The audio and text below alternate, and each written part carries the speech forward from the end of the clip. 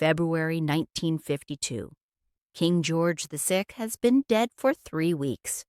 His body is barely cold at Sandringham, and his widow has not packed a single box.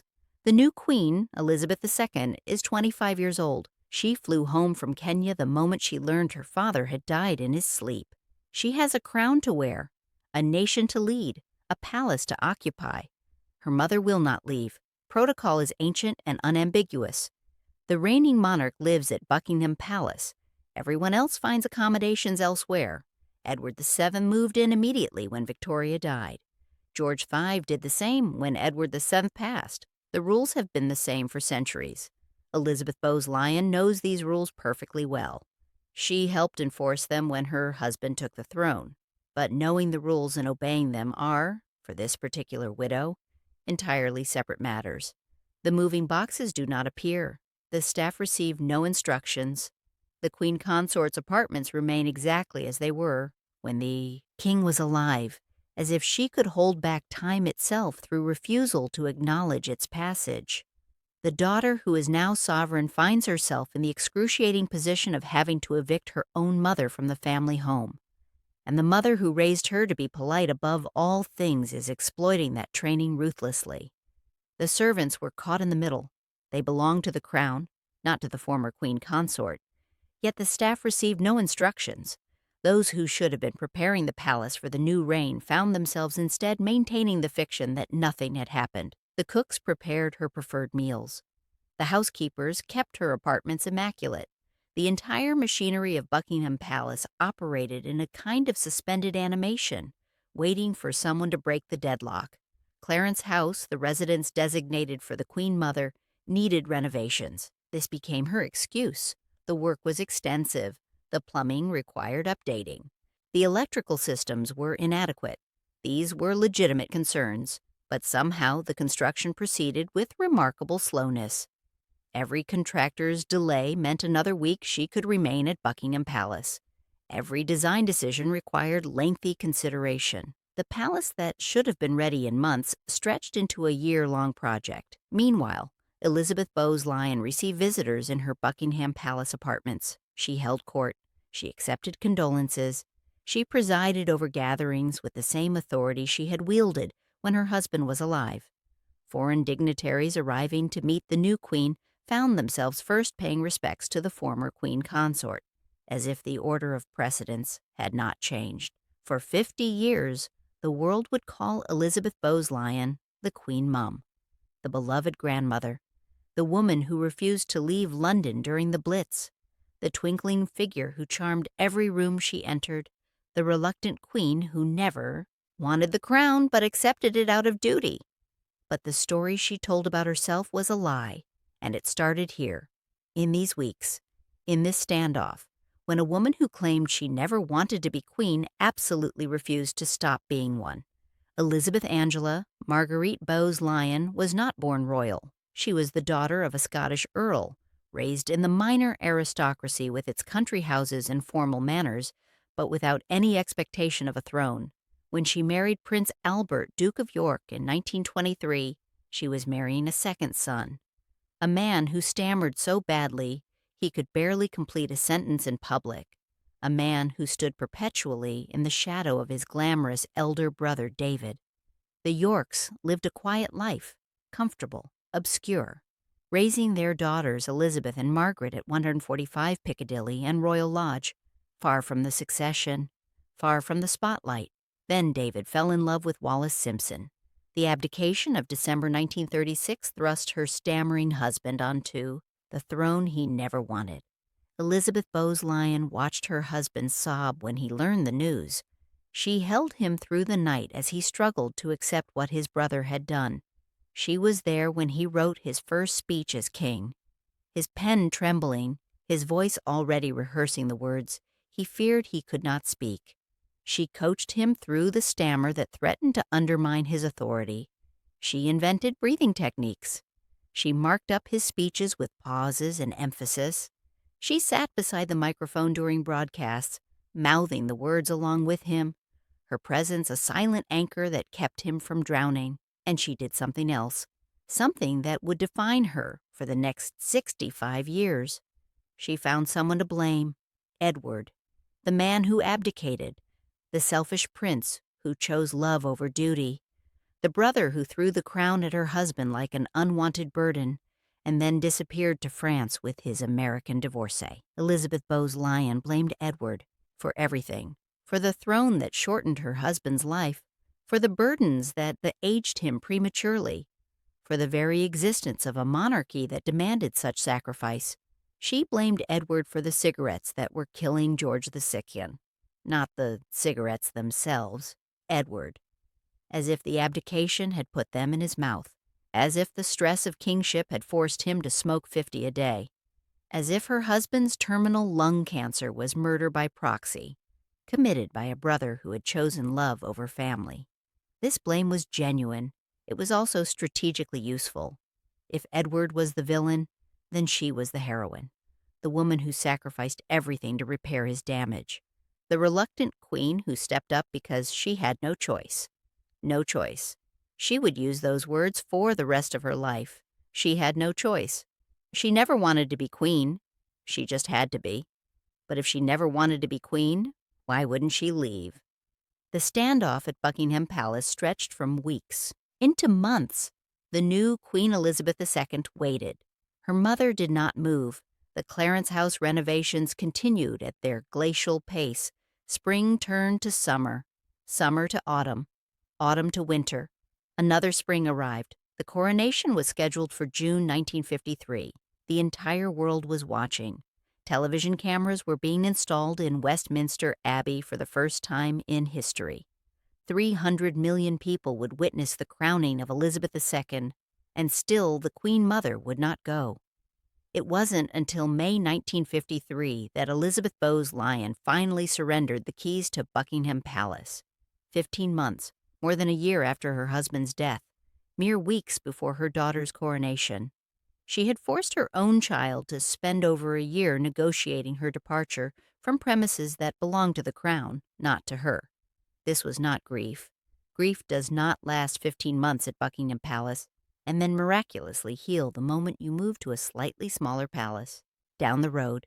This was a declaration, a statement of intent, a warning to her daughter and to the world that Elizabeth Bowes-Lyon would not go gently into anyone's good night. When she finally departed for Clarence House, she did not retreat from power. She established a competing center of it.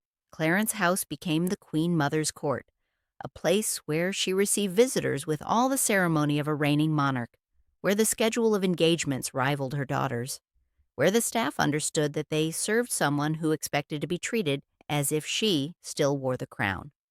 The title she chose for herself told the whole story. Queen Elizabeth, the Queen Mother. She invented it herself. It managed to be both deferential and grasping at once.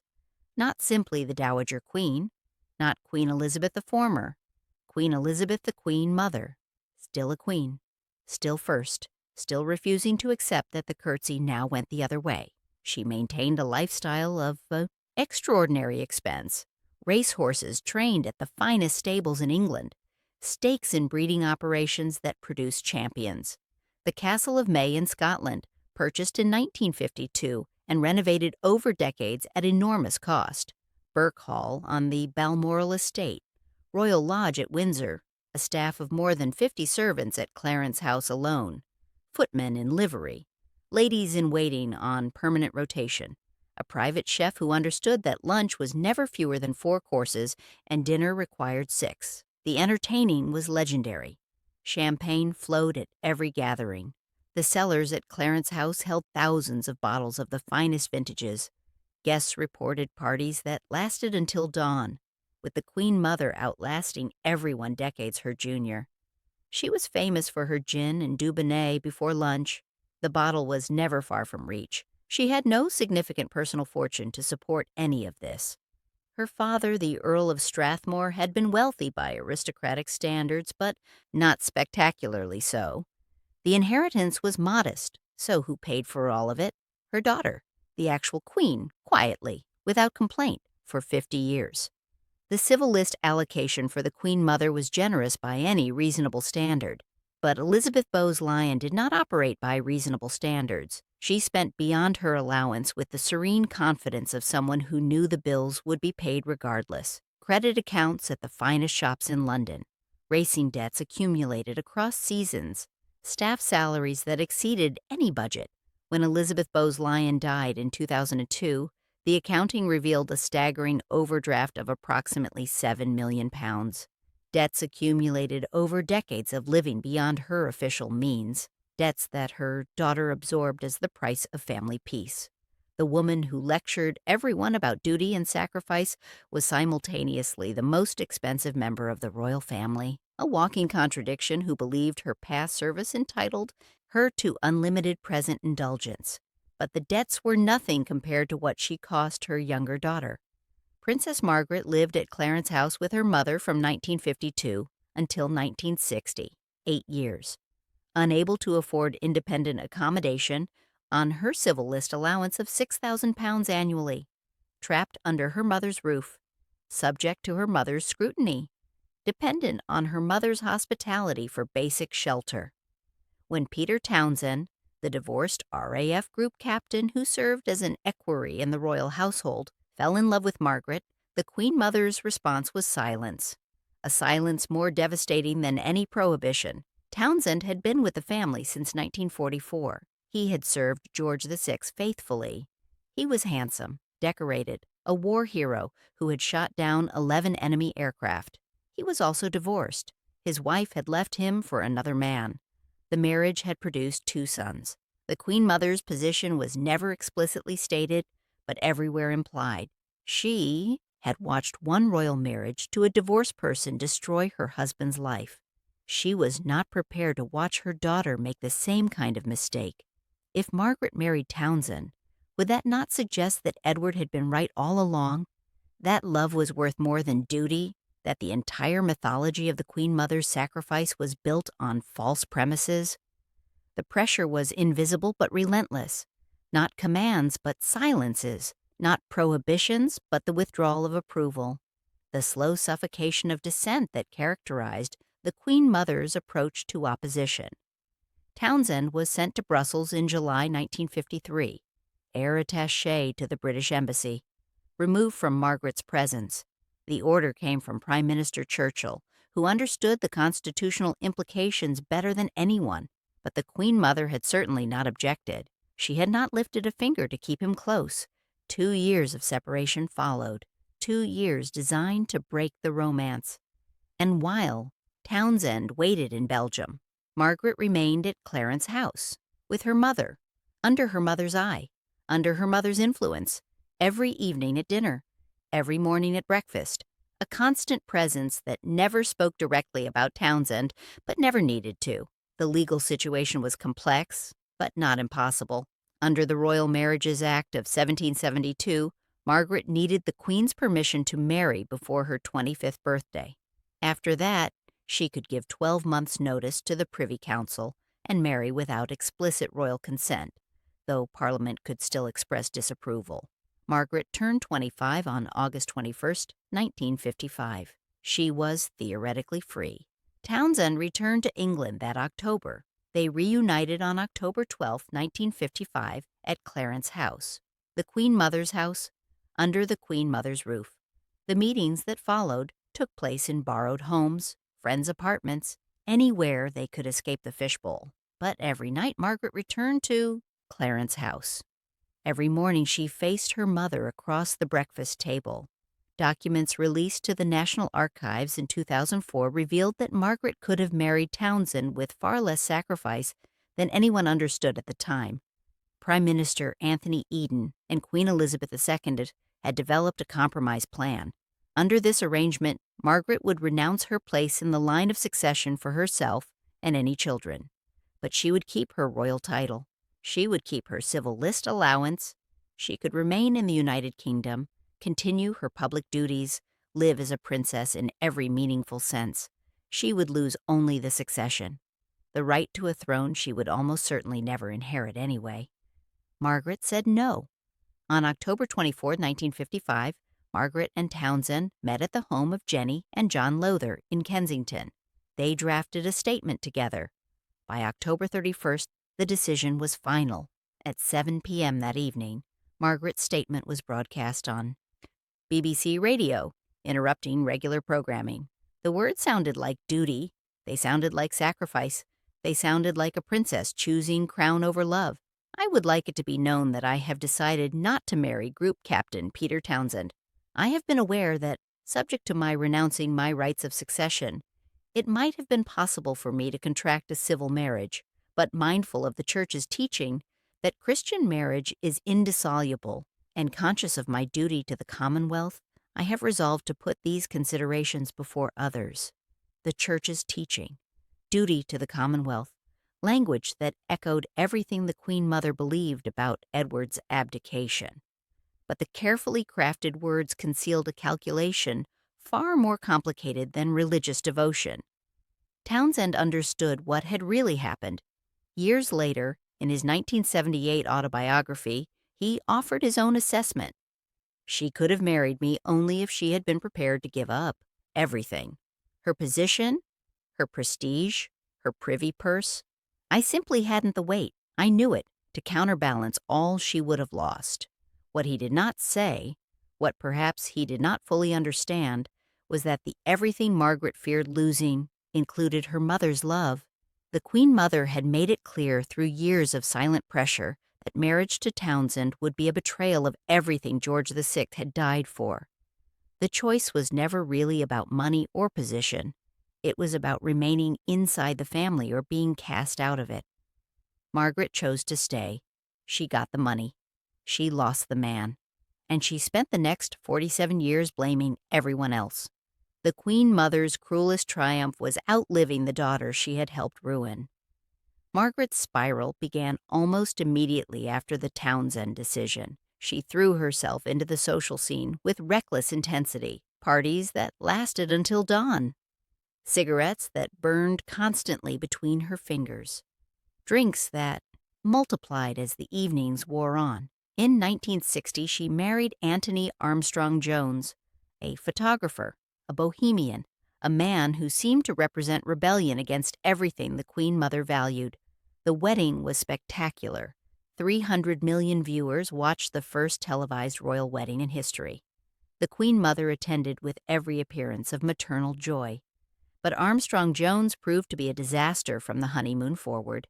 During the very weeks of his wedding, while on his honeymoon with Margaret in the Caribbean, Armstrong Jones's affair with Camilla Fry resulted in the conception of a daughter. The child, Polly, was born just weeks after the wedding. This betrayal, embedded in the marriage from its very first days, was not publicly confirmed until DNA testing in 2004. The marriage that was supposed to prove Margaret could find happiness without Townsend instead proved the opposite. She had traded a man who loved her for a man who did not. Affairs followed. Hers. Public humiliation became routine. The tabloids documented every disaster.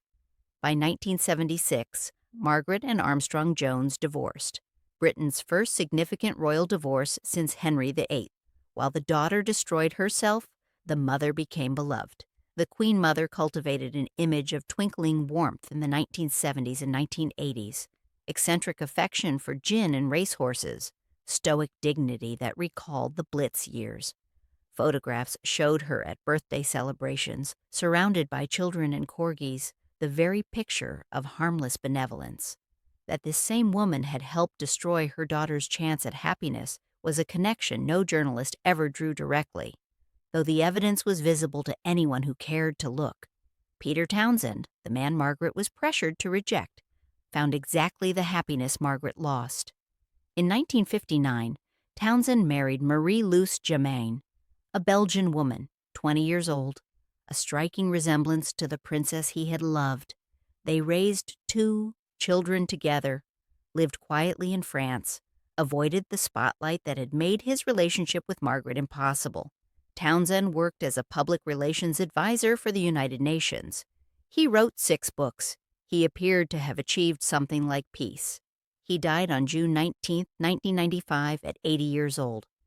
Stomach cancer took him gently, his wife beside him.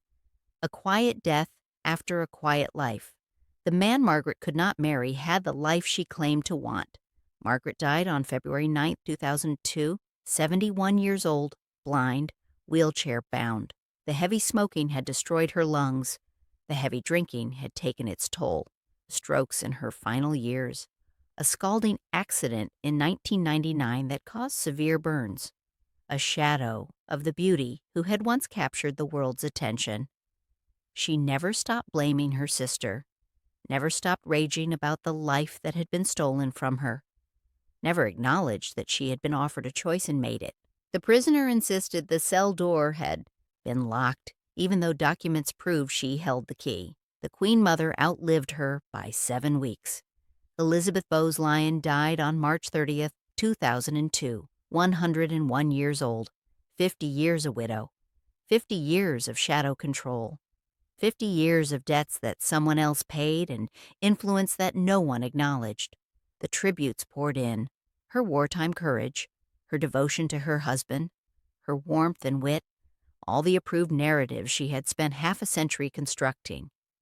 No one mentioned the 7 million pounds. No one mentioned the daughter she had pressured into misery. No one mentioned the 15 months she spent refusing to leave Buckingham Palace while her actual queen daughter waited. The war against Edward had outlasted Edward himself. He died in 1972, 30 years before his sister-in-law. She never reconciled with him, never forgave him for the abdication, never acknowledged that the throne she helped her husband carry was ultimately the throne Edward had rejected. The Duchess of Windsor was permitted to attend Edward's funeral at Windsor Castle in 1972. The Queen Mother's coldness toward her was visible to everyone present. Even in death, Edward remained the villain whose shadow justified everything Elizabeth Bowes-Lyon demanded from her family and her nation. The myth required a villain. She would not release him from the role. What remains most striking about Elizabeth Bowes-Lyon's 50-year widowhood is how completely she succeeded at something that should have been impossible, remaining relevant after her purpose ended. The Queen Consort's job is to support the king. When the king dies, the job is over. But the Queen Mother reinvented herself as a national institution, an embodiment of continuity, a living reminder of wartime courage. She attended thousands of engagements, patronized hundreds of charities, maintained a schedule that would have exhausted women half her age, all while running up debts that would have bankrupted anyone without access to the royal purse. The irony cuts deepest when you trace the fates of everyone involved. Edward chose love. He lived in exile, but he lived with the woman he wanted. He died in 1972 with Wallace at his side. Margaret chose duty, or rather, she chose the appearance of duty while resenting every moment of it. She lived in palaces, but never in peace. She died bitter, broken, blaming everyone but herself. Townsend chose dignity. He walked away when walking away was the only honorable option. He found another love, built another life, and died content. The Queen Mother chose everything: the title, the staff, the racehorses, the champagne, the influence, the 7 million pounds in debt, the satisfaction of outliving her enemies. She claimed she never wanted to be queen, and then she spent 50 years proving otherwise. The reluctant queen. That's what she told herself. That's what she told everyone. The woman who had no choice. The heroine who sacrificed everything because her selfish brother-in-law left her no alternative. But a woman who truly didn't want the throne doesn't fight her own daughter for the keys to the palace. A woman devastated by loss doesn't spend the next 50 years living more lavishly than she ever did as queen. A woman who believed in duty and sacrifice doesn't leave 7 million pounds in debt for someone else to pay. The reluctant queen narrative was a lie she told herself so often she started to believe it. The woman who never wanted to be queen simply could not bear to stop being one. She got the palace. She got the staff. She got the racehorses and the country estates, and 50 years of deference from a daughter who should have been the most powerful woman in Britain. She got everything except the actual crown, and she never stopped wanting it back. The body was barely cold at Sandringham in February 1952, and the struggle for control had already begun. It would last another 50 years. through coronations and crises and funerals, through Margaret's destruction and Edward's death and the changing of generations. Elizabeth Bowes Lyon finally departed on March 30th, 2002, 101 years old, surrounded by tributes to her grace and courage and sacrifice. Her daughter Margaret had preceded her by 7 weeks. Blind, broken, still blaming, Peter Townsend had preceded her by 7 years. Peaceful, loved, forgotten by the tabloids. Edward had preceded her by 30 years. Exiled but content. Wallace at his side. The Queen Mother won. She outlasted them all. She controlled the narrative until her final breath. But history has a way of revising the verdicts that survivors write for themselves. The Reluctant Queen. She told that story until her last breath. The documents tell a different one.